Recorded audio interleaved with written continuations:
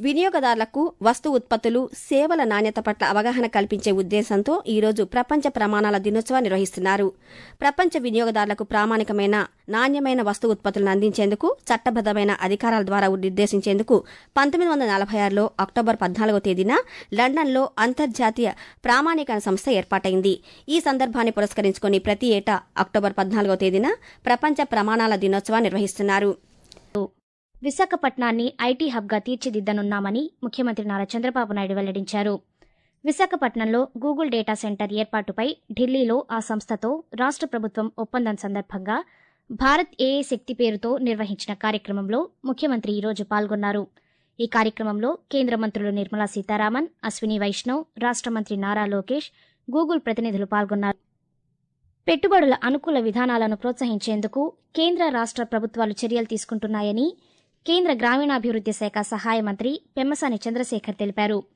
ఢిల్లీలో గూగుల్ సంస్థతో రాష్ట్ర ప్రభుత్వం ఒప్పందం సందర్భంగా ఆయన మాట్లాడుతూ ఈ డేటా సెంటర్ ద్వారా ప్రపంచ స్థాయి కృత్రిమ మేధా నిపుణులు తయారయ్యేందుకు అవకాశముంటుందన్నారు.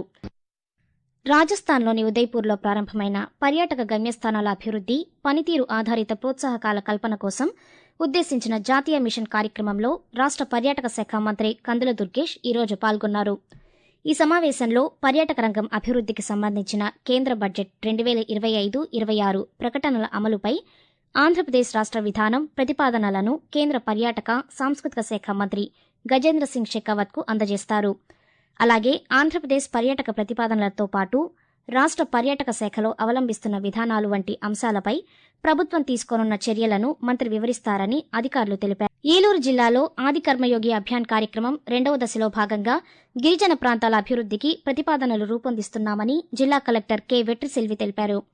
ఆది కర్మయోగి కార్యక్రమంలో భాగంగా జిల్లాలోని జంగారెడ్డిగూడెం మండలం పట్టెన్నపాలెం గ్రామంలో 6 కోట్ల రూపాయలతో చేపట్టనున్న గ్రామాభివృద్ది ప్రణాళికలను ప్రజలకు నిన్న వివరించారు.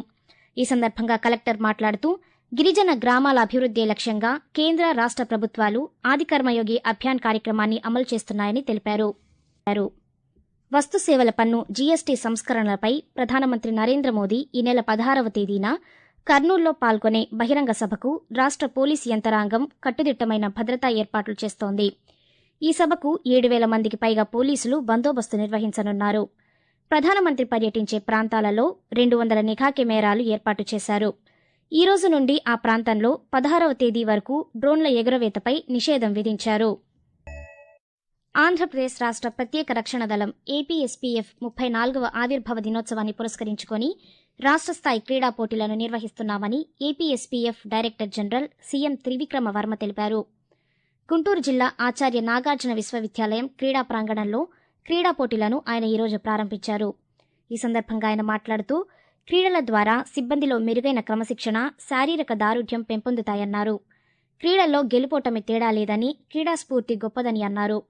నూతన నియామకాలు చేపట్టి ఏపీఎస్పీఎఫ్ బలోపేతానికి కృషి చేస్తామని తెలిపారు. ఢిల్లీ పర్యటనలో ఉన్న ఆంధ్రప్రదేశ్ ముఖ్యమంత్రి నారా చంద్రబాబు నాయుడు ప్రధానమంత్రి నరేంద్ర మోదీతో నిన్న సమావేశమయ్యారు. ఈ సమావేశంలో రాష్ట్రానికి సంబంధించిన పలు ప్రధాన అంశాలు ప్రస్తావనకు వచ్చాయి. వస్తు సేవల పన్ను, జీఎస్టీ స్లాబుల తగ్గింపు వల్ల ప్రజలకు కలిగే ప్రయోజనాల పట్ల అవగాహన కల్పించేందుకు ఈ నెల 16వ తేదీన కర్నూలు పట్టణంలో జరగనున్న రోడ్ షోలో పాల్గొనాలని ఈ సందర్భంగా ఆయన ప్రధానమంత్రిని ఆహ్వానించారు. ఆసియాలో 2030 నాటికి ఆకర్షణీయమైన పర్యాటక రాష్ట్రాలలో ఆంధ్రప్రదేశ్ను నిలుపుతామని ఆంధ్రప్రదేశ్ పర్యాటక శాఖ మంత్రి కందుల దుర్గేష్ ఒక ప్రకటనలో తెలిపారు. రాజస్థాన్లోని ఉదయ్పూర్లో ఈరోజు, రేపు 2 రోజుల పాటు పర్యాటక గమ్యస్థానాల అభివృద్ది, పనితీరు ఆధార ప్రోత్సాహకాల కల్పన కోసం ఉద్దేశించిన జాతీయ మిషన్లో పాల్గొనున్నామని చెప్పారు. కేంద్ర పర్యాటక, సాంస్కృతిక శాఖ మంత్రి గజేంద్ర సింగ్ షెకావత్ అధ్యక్షతన జరిగే ఈ జాతీయ మిషన్పై చర్చించేందుకు ఆంధ్రప్రదేశ్ ప్రభుత్వ ప్రతినిధిగా మంత్రి కందుల దుర్గేష్ హాజరు కానున్నారు. ఈ సందర్భంగా ఆంధ్రప్రదేశ్ పర్యాటక శాఖ ప్రతిపాదనలతో పాటు పర్యాటక శాఖలో అవలంబిస్తున్న విధానాల వంటి అంశాలపై ప్రభుత్వం తీసుకున్న చర్యలను మంత్రి వివరించనున్నారు.